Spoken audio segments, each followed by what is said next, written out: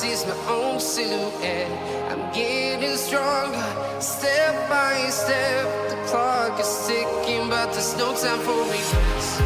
I've been flying from town to town, from London to Taiwan. Tanda tangani kertas itu, maka aku akan membantumu menghilangkan efek obat itu. Tangan Liana gemetaran meraih pulpen di atas kertas. Dia menorehkan tanda tangan beserta cap jempolnya di bagian bawah kertas itu. Hasrat dirinya semakin menggebu. Tak sempat baginya membaca isi kalimat yang ada di kertas itu. Bagus, ternyata kau sudah tak sabar untuk bercinta. Rio mencengkram dagu Liana dan menyusuri bibir Liana dengan ibu jarinya. Liana menatap sayu, hati berkata tidak, namun hasrat memaksanya. Dia dimabuk asmara, kehilangan akal sehatnya.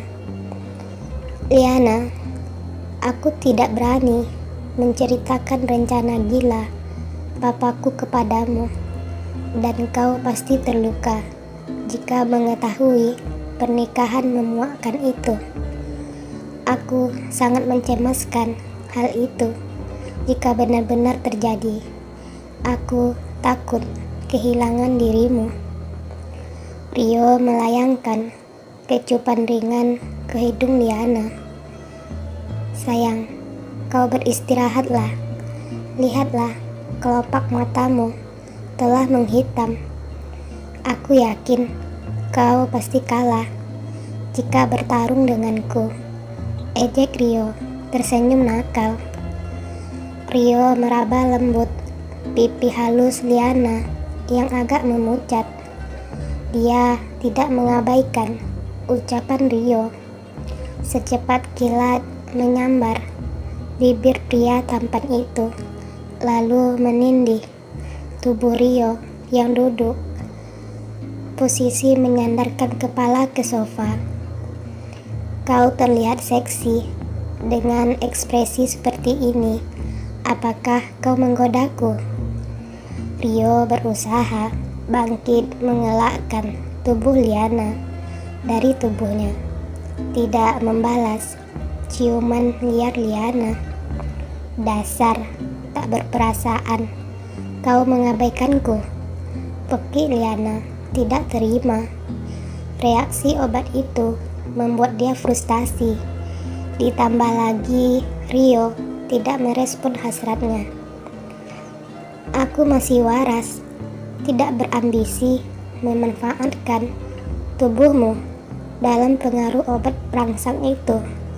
Lebih menyenangkan melayaniku dengan ketulusan hatimu, bisik Rio menepis lengan Liana yang melingkar di leher. Berusaha bangkit, ingin keluar dari kamar tersebut. Bunuh aku, cepat, bunuh saja aku. Bukankah itu yang kau inginkan? Dia melebarkan kelopak mata yang tadinya sayu, kini menatap tajam ke arah Rio seperti ingin menerkam. Aku toleran dengan kondisimu yang begitu memprihatinkan. Kamu sebenarnya kelelahan, seolah-olah terlihat kuat oleh pengaruh obat itu. Kau puas mempermainkanku. Dia bangkit, secepat kilat menyambar, lalu meremas kuat bagian dada Rio dengan kedua tangannya. Kuku runcing itu mencakar dada bidang itu. Rio meringis, menahan nyeri. Cakaran kuku Liana tepat bersarang di kedua sisi dadanya. Ais, dasar kucing pencakar. Aku tak salah mengataimu seekor kucing. Kau membuatku frustasi. Mengapa memberikan obat gila itu jika tidak menginginkannya? Kau ingin mengolokku, bentak Liana, menggagahi Rio. Kedua kelopak mata melebar. Lengan kekar itu berlahan merangkul tubuh Liana, menyeret ke pelukannya. Aku hanya menginginkan kamu menandatangani kertas itu. Jika tidak, dalam kondisi seperti ini, kau pasti menolaknya. Dia mengarahkan pandangan ke arah lembaran kertas yang masih tergeletak di meja. Jika kamu suka cerita novel ini, ikutin aku terus ya, dengan cara subscribe serta share video ini ke media sosial kalian. Oh ya, tak kalah pentingnya, aktifin tombol lonceng agar kamu mendapatkan pemberitahuan sambungan cerita novel selanjutnya. Oke, katakan, apa yang kau inginkan? Kau masih belum puas menyiksaku, dikurung di dalam sangkar emas yang memuakkan ini, teriak Liana. Kelopak mata Rio melebar, wajah memerah mendengarkan ucapan membidik yang tiba-tiba dilontarkan Liana. Dia menjauhkan tubuh dari Rio, menatap kosong ke arah dinding kamar. Kau ingin menjebakku? Ternyata anak dan orang tuanya sama saja. Dasar penipu, licik. Memanfaatkan kesulitan orang lain untuk mencari kesempatan. Cukup, hentikan. Rio tiba-tiba membungkukkan tubuh. Wajah yang tadi adem berubah ketat. Tangan kanan meremas kuat bagian dada. Ucapan itu sangat menyayat benda yang bernaung di dadanya. Benar, aku sangat menginginkan uang, seperti yang telah kau katakan. Setelah menandatangani surat itu, berapakah harga yang sanggup kau bayar untukku? Katakan. Dia benar-benar sudah tidak waras. Berani-beraninya menggertak pria itu. Dia tidak sadar siapa lelaki itu. Bisa saja membungkam atau membunuhnya jika dia ingin.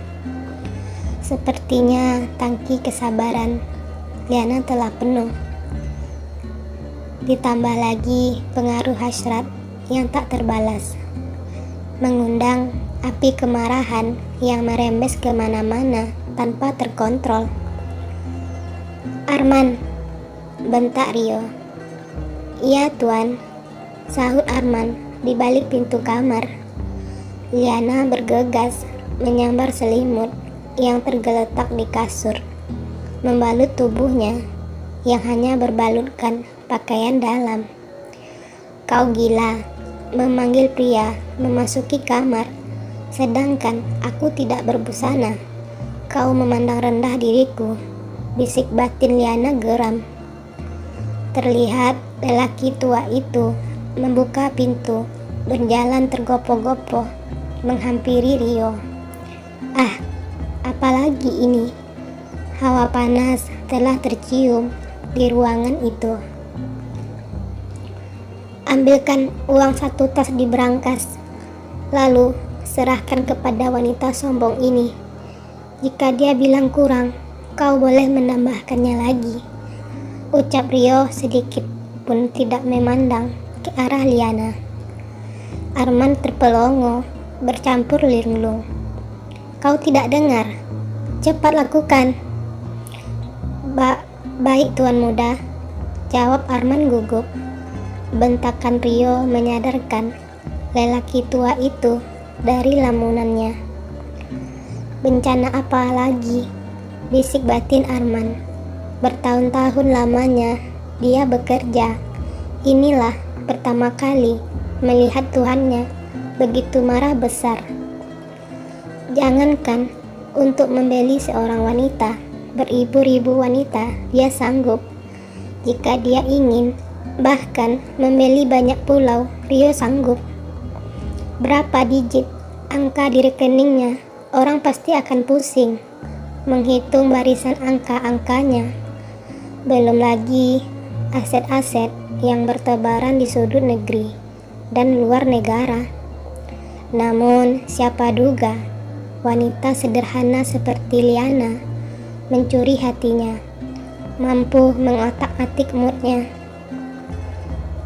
"Ini tuan muda," ucap Arman, meletakkan satu tas berwarna hitam di atas meja yang penuh berisikan uang kertas. "Silahkan kau buka, berikan kepada wanita angkuh itu," ucap Rio santai, tidak sedikit pun melirik wajah Liana. "Baik tuan," ucap Arman, linglung bercampur bingung menyaksikan situasi menegangkan itu. "Nona, ambillah." Refleks Liana menyambar tas di tangan Arman, lalu membanting kuat tas itu ke lantai. Ribuan helai uang kertas berserakan di lantai. Rio yang tadi membelakangi bergegas membalikkan tubuh, mendengarkan bunyi benturan kuat dihasilkan tas yang terbuat dari stainless itu. Uang telah bertaburan di lantai. Wajah tampan itu menegang, menyaksikan apa yang telah dilakukan Liana. Raut muka Liana memerah, kelopak mata berkaca-kaca, berusaha tegar membendung air mata. "Tidak, aku harus terlihat kuat di hadapan lelaki sombong itu. Jika tidak, dia semakin merendahkan diriku dan akan menertawakanku," bisik batin Liana.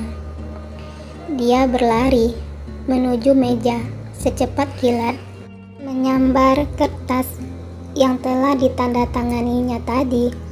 Sepertinya reaksi obat itu telah hilang.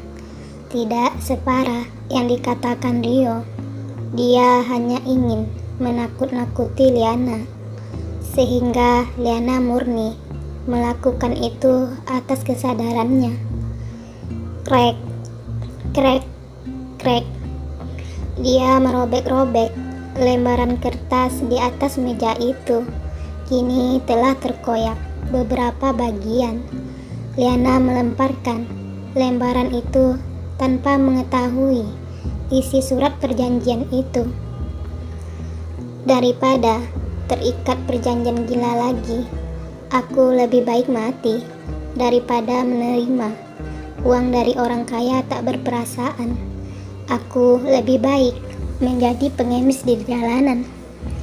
Kalian selalu membanggakan harta yang melimpah, namun tidak pernah berpikir betapa sakitnya hati orang lain. Dan kau juga akan membeli harga diriku dengan uangmu. Ternyata wajahmu saja yang tampan, namun hatimu seperti iblis, ucap Liana garang. Suara agak parau, berusaha menahan tangis. Entah dari mana dia memiliki keberanian mengucapkan kata kasar seperti itu. Tamparan kuat bersarang di dada Rio. Jantung sulit memompa darah. Hati seperti diiris-iris sembilu tajam. "Seperti itukah penilaianmu kepadaku? Kau benar-benar membenciku," batin Rio berbisik. Liana bergegas menyambar pisau yang terletak di atas nampan kek yang terletak di nakas tempat tidur, lalu mengarahkan ke urat nadi tangannya. Rio kaget menyaksikan sikap impulsif yang dilakukan Liana. "Hentikan, kau jangan melakukan hal konyol itu." Rio berlahan-lahan melangkah mendekati tubuh Liana yang gemetaran. "Kau sangat bodoh. Jika kau bunuh diri, orang yang menyakitimu akan menertawakan kedunguanmu. Lebih baik kau menyisakan umurmu terlebih dahulu untuk membalas semua sakit hatimu. Setidaknya kau bisa mati dengan tenang setelah membalas kejahatan mereka. Rio menuturkan ucapan itu, berusaha untuk merusak fokus Liana. Namun Liana menganggap serius ucapannya. Kalau begitu, kau saja yang duluan mati. Kaulah orang yang paling menyiksaku. Liana mengalihkan posisi pisau sekarang tepat mengarah ke dada Rio. Arman yang sedari tadi berdiri mematung di tepi dinding, wajah sangat tegang. Bagaimana jika Nona Liana benar-benar nekat menusukkan pisau itu ke dada Tuan? Lelaki parubaya itu berusaha memutar otak agar pisau itu bisa dirampas dari tangan Liana. Apakah Rio akan terselamatkan? Pisau runcing yang tajam itu tepat mengarah ke dada bidangnya, hanya berjarakkan beberapa sentimeter saja. Apakah Liana benar-benar nekat ingin menghabisi nyawa Rio? Atau malah berbalik menusukkan pisau itu ke tubuhnya? Akankah sepasang sejoli itu terselamatkan?